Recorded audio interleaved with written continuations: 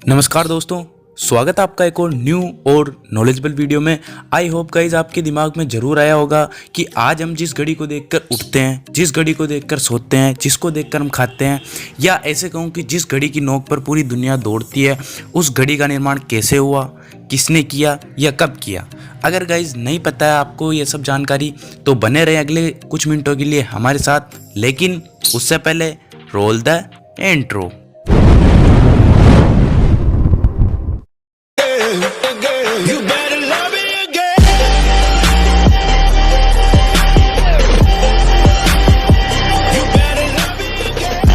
तो गाइज घड़ी का आविष्कार कैसे हुआ, उससे पहले आपके दिमाग में ये सवाल जरूर आ रहा होगा कि जब घड़ी का आविष्कार नहीं हुआ तब लोग अपनी दिनचर्या कैसे चलाते थे।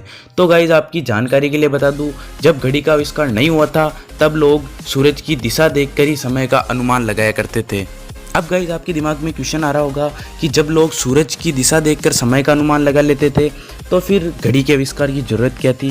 तो गाइज आपकी जानकारी के लिए बता दूं, बहुत सी बार आकाश में बादल आ जाते हैं जिसकी वजह से सूर्य छिप जाता है और इसके बाद समय का अनुमान लगाना बहुत मुश्किल हो जाता था।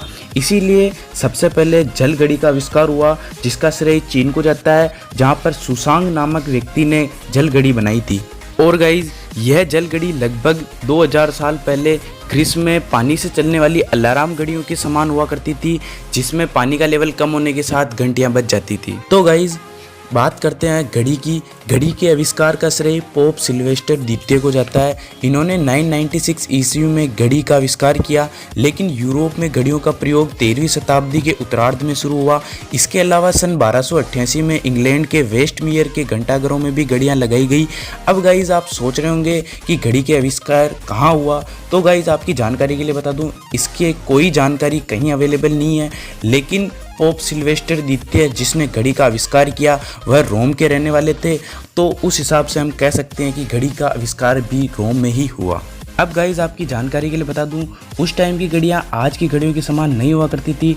उस टाइम की घड़ी में सिर्फ घंटे की सुई हुआ करती थी। घड़ी में मिनट वाली सुई का आविष्कार सन 1577 में स्विट्जरलैंड के जोस बर्गी ने किया। और वर्तमान में हम जो हाथ में घड़ी पहनते हैं उसके समान पहली घड़ी फ्रांस के गणितज्ञ ब्लेज पास्कल ने बनाई। और एक छोटी सी बात, कैलकुलेटर का आविष्कार भी ब्लेज पास्कल ने ही किया था। और गाइज 1577 से 1650 तक लोग घड़ी को जेब में रखकर घुमा करते थे।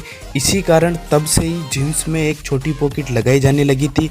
और गाइज 1650 में ब्लेज पास्कल ने ही घड़ी को हाथ में बांधने के लिए उस पर एक रस्सी लगा दी, जिससे लोग काम करते करते भी टाइम देख सके। अब गाइज जाते जाते एक बात और बता दूं, भारत में समय देखने के लिए कई प्रयास किए गए। भारत में 5 जगह पर जंतर मंतर का निर्माण भी इसी वजह से करवाया गया था, क्योंकि इनकी सहायता से सूरज की दिशा और उसकी बनी परछाई के आधार पर समय का पता लगा सके। 18वीं शताब्दी के शुरुआत में जयपुर के महाराणा जय सिंह द्वितीय ने जयपुर, दिल्ली, उज्जैन, मथुरा, वाराणसी में कुल 5 जंतर मंतरों का निर्माण करवाया। और गाइज इनका निर्माण 1724 से शुरू होकर 1735 तक पूरा हुआ था। और गाइज इसी के साथ आज की वीडियो में इतना ही। आई होप आपको समझ आ गया होगा कि घड़ी का आविष्कार किसने किया, कब किया और कहाँ किया। तो अगर गाइज आपको वीडियो पसंद आई हो तो चैनल को सब्सक्राइब, लाइक, शेयर करना ना भूलें। आप चाहें तो इंस्टा पे भी फॉलो कर सकते हैं, लिंक आपको डिस्क्रिप्शन में मिल जाएगा। मैं मिलता हूँ किसी और नेक्स्ट अमेजिंग वीडियो में, तब तक के लिए बाय।